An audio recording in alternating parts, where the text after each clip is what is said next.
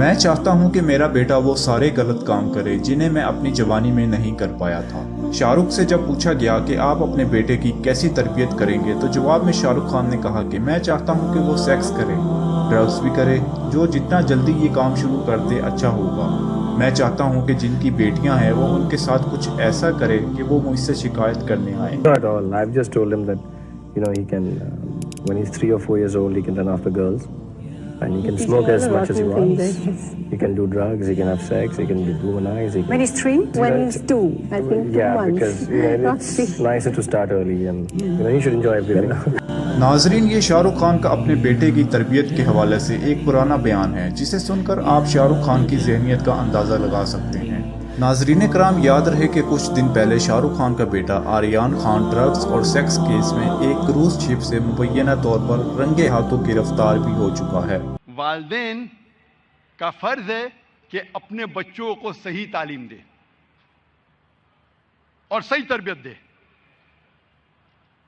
اسی لیے اللہ کے رسول فرماتے ہیں، صحیح حدیث میں ہے، صحیح مسلم کے جلد نمبر 4 حدیث نمبر 1631 میں، کہ اللہ کے رسول فرماتے کہ انسان کے مرنے کے بعد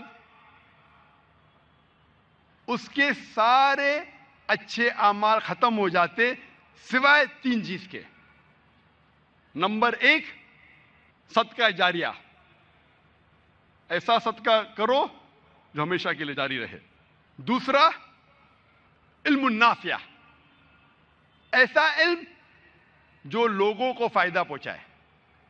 اور تیسرا، ولد صالح، نیک اولاد جو والدین کے لیے دعا کرتے ہیں۔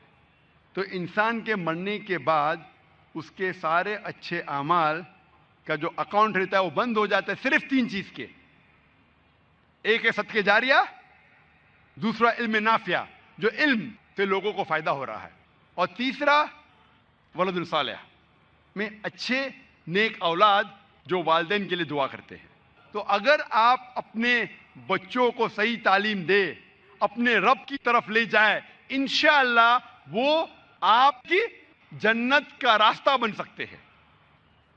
اللہ کے رسول فرماتے ہیں، اس کا ذکر صحیح حدیث میں ہے، صحیح بخاری جلد نمبر 2 کتاب الجمعہ چیپٹر نمبر 11 حدیث نمبر 893 میں، جس کا ذکر ترمذی میں بھی آتا ہے، جلد نمبر 3 حدیث نمبر 1376 میں، جہاں اللہ کے رسول فرماتے ہیں کہ ہر انسان چارواہ ہے۔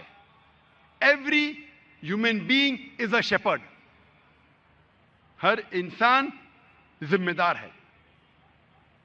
امام چارواہ ہے رعایا کے، امام ذمہ دار ہے اپنے لوگوں کے، آدمی ذمہ دار ہے اپنے اہل و عیال کا، اپنے بیویوں اور بچوں کے لیے۔ ایک عورت چارواہ ہے، ذمہ دار ہے اپنے شوہر کے گھر کے، اپنے بچوں کی، اور نوکر ذمہ دار ہے اپنے مالک کی پراپرٹی کے۔ ہر انسان چارواہ ہے، شیپرڈ ہے، ذمہ دار ہے۔ اللہ کے رسول فرماتے ہیں کہ والدین اپنے بچوں کے ذمہ دار ہیں، کیا تعلیم وہ اپنے بچوں کو دیتے ہیں۔ اسی لیے حضرت عمر رضی اللہ عنہ کا قول ہے، حضرت عمر جو دوسرے خلیفہ تھے رضی اللہ عنہ، وہ فرماتے ہیں کہ 1000 متقی مسلمان،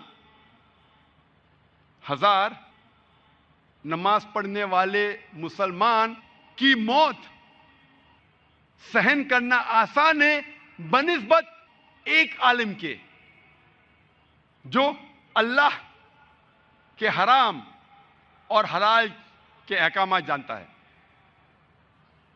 حضرت عمر رضی اللہ عنہ فرماتے کہ اگر 1000 متقی مسلمان، نیک مسلمان، نماز پڑھنے والے مسلمان مرتے ہیں، وہ سہن کرنا آسان ہے بنسبت ایک عالم کے جس کے پاس اللہ کے حکم، فرض حلال اور حرام کے بارے میں جانتا ہو.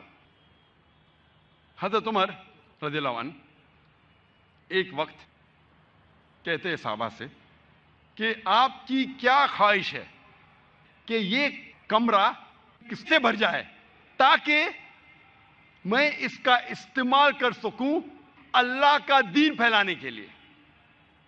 سب سے بہترین خواہش کیا ہو سکتی ہے؟ تو ایک صحابہ فرماتے ہیں میری خواہش ہے کہ یہ روم، یہ کمرہ سونے سے بھر جائے تاکہ میں اس کا استعمال کر سکوں اللہ کا پیغام پھیلانے کے لیے. حضرت عمر رضی اللہ عنہ فرماتے اس سے بہترین خواہش کیا ہو سکتی ہے؟ تو دوسرے صحابہ اٹھ کے کہتے کہ میں خواہش کروں گا کہ یہ کمرہ ہیرے اور جواہرات سے بھر دے تاکہ میں اس کا استعمال اللہ کا پیغام، اللہ کا دین پھیلانے کے لیے کہوں. اللہ کا پیغام، اللہ کا دین پھیلانے کے لیے کروں. حضرت عمر رضی اللہ عنہ فرماتے اس سے بہترین خواہش کیا ہو سکتی ہے؟ تو صحابہ فرماتے یا امیر المومنین آپ ہم سے کہو اس سے بہترین خواہش کیا ہو سکتی؟ اسلام کے دوسرے خلیفہ حضرت عمر رضی اللہ عنہ فرماتے کہ میری خواہش ہے کہ یہ کمرہ دائی سے بھر جائے، جیسے معاذ بن جبل، ابو عبیدہ بن جراح، حذیفہ بن الیمن رضی اللہ عنہ، تاکہ میں ان کو بھیجوں اللہ کا دین پھیلانے کے لیے. اس کال سے ہمیں پتہ چلتا ہے کہ سب سے بہترین ہے مین پاور. ہم انسان سمجھتے ہیں کہ سب سے زیادہ ضرورت ہے دولت کی. دولت ٹھیک ہے، ضرورت پڑ سکتی ہے، لیکن سب سے اول نمبر پہ نہیں. سب سے اول ہے مین پاور. اچھے لوگ پیدا کرو، اچھے لوگ بناؤ، اچھے لوگ تیار کرو. آپ اگر محمد صلی اللہ علیہ وسلم کی سیرت پڑھیں گے، اللہ کے رسول نے کیا دولت پیچھے چھوڑی؟ اللہ کے رسول نے صحابہ تیار کیے اور یہ صحابہ نے اللہ کا دین پھیلائے. مثال ہے ہمارے پاس حضرت ابوبکر کی، حضرت عمر کی رضی اللہ عنہ. ایک ایک مثال. تو دین پھیلانے کے لیے پیسے کی ضرورت نہیں. اگر 10 اہم چیز ہے، ہو سکتا ہے کہ 10ویں نمبر پہ پیسہ آ سکتا ہے، اول نمبر پہ نہیں. آج ہم مسلمان کے پاس کیا پیسے کی کمی ہے؟ آج ہم مسلمان کے پاس کالا سونا ہے، اربوں کے پاس پیسوں کی کمی ہے. کیا حالت ہے مسلمان کی؟ ایک دم نیچے ہے. سب لوگ ہم کو لات مار رہے، میڈیا پہ ہم کو ذلیل کر رہے. اتنا پیسہ ہمارے پاس ہے، میں کئی عرب کو جانتا ہوں تو 10 بل گیٹس کو اپنے کھیسے میں رکھے گا. کتنے؟ 10 بل گیٹس کو ایک ایک کھیسے میں. یہ فوربس کی لسٹ پہ مت جائیے آپ. یہ فوربس کی لسٹ صرف چند تاجر کو لے کے اپنی لسٹ بناتے، فرش بناتے ہیں. اللہ نے مسلمانوں کو پیسہ کم نہیں دیا، پھر بھی ہماری یہ حالت ہے. کیوں؟ اس کی کیا وجہ ہے؟ اس کے بارے میں کہوں گا انشاءاللہ کچھ دیر بعد. تو دولت دین پھیلانے کے لیے ضروری نہیں ہے. اور